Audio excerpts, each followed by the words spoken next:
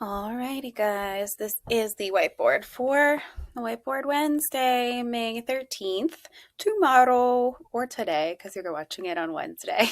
All right, so we're seeing a lot of similar stuff that we've seen in the last few weeks.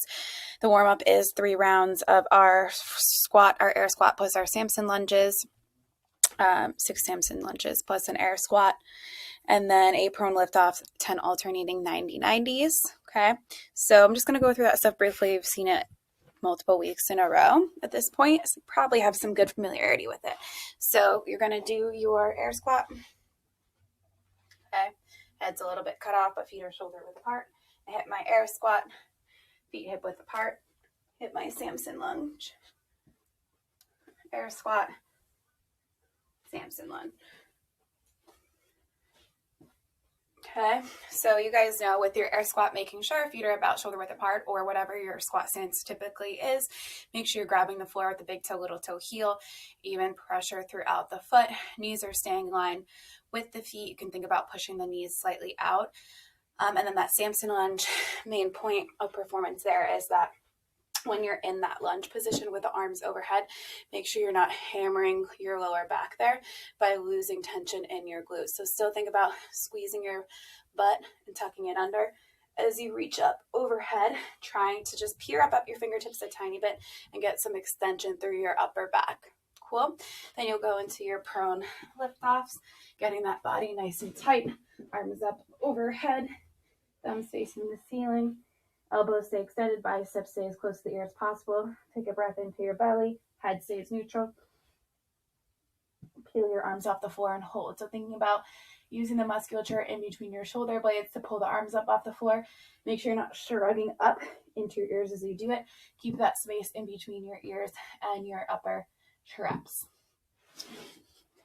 Nice tight body position, no compensations by bending the elbows. If you need to widen it a little bit, that's fine.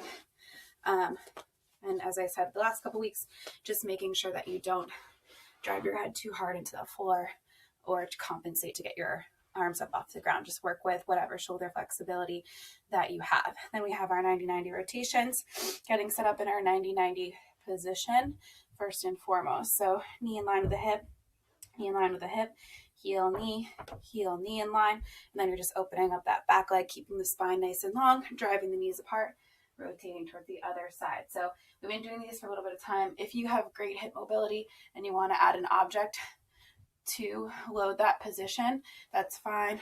Obviously, you're going to be sitting really upright if you do that, so you got to make sure you can hold good positions and not start to round through your lower spine. If the 90-90 rotations are a little too much for you, you can also just sit in bear sit position.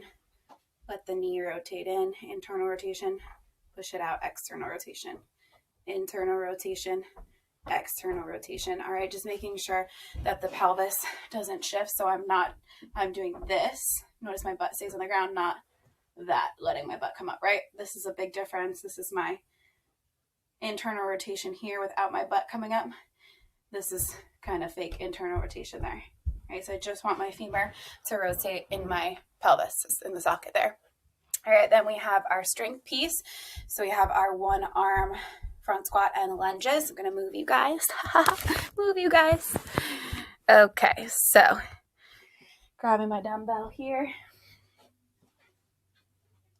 Okay, you're just going to increase the volume if you can. So from the front view, I'm in my air squat position. I front racked my dumbbell, elbow up so that the arm is essentially parallel to the floor there. Other arm can go out to the side or in front to counterbalance, pulling myself down for 4 seconds and then pushing myself up out of the squat for 3 seconds. Okay, from the side, 1, 2, 3, 4, up, 2, 3. Then you got your lunges, stepping forward, tapping that back knee, keeping the feet hip width apart. Okay, keeping the abs nice and tight. So you'll do a squat, lunge, lunge. I think it's 3 times 6 to 12 reps on each arm. So if you've been doing this the last few weeks, you are adding just some volume, continuing to add volume, unless you've managed to grab hold of a heavier object somehow, found a dumbbell online somewhere, then maybe you're not increasing your reps there because you increase the weight. So that's your one strength piece for Wednesday.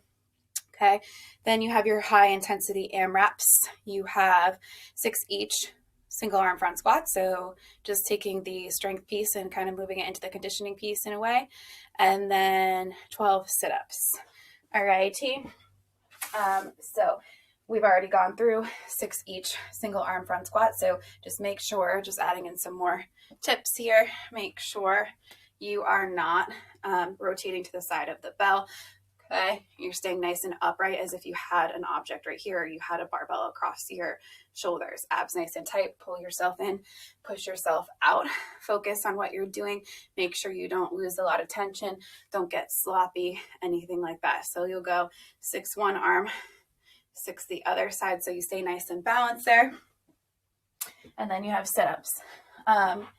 Whatever really works for you on these sit-ups. There we have kind of the CrossFit way of the butterfly. Feet together there, keeping the feet touching the ground, touching the hands to the ground, and then touching in front of the toes. Okay, making sure the shoulders pass the hips. If you want to stay a little bit more upright, you can go butterfly or this position. Come back, touch the hands, make sure the elbows pass the knees at the top. It's a little bit more of a congested position there in terms of hip flexion, so that might be a little tricky for some people. If you know you have trouble keeping your feet on the floor and you start rolling backwards, then you can anchor your feet underneath a couch or underneath a dumbbell or whatever you can. Maybe you have a buddy at home who can hold your feet, and that's that there. So the AMRAPs are high intensity but repeatable. I don't think you're going to get too much more than a round in there. If you're moving quickly through the front squats, depending upon what weight you have, that might take like 20 seconds or so to get the 12 in, and then 12 sit-ups if you're moving 15 seconds or so 35. So you might be able to do 1 and change on these, I think. But again, just looking for that high intensity repeatable effort. So make sure you're going 80+% at the beginning, and it would be great if you can continue to grow a little bit each round with these movements. I don't know how much space there is to grow. But if you can, great. Just making sure you're not getting worse each time would be the goal. All right, so that's it for you guys. Just a quick Whiteboard Wednesday.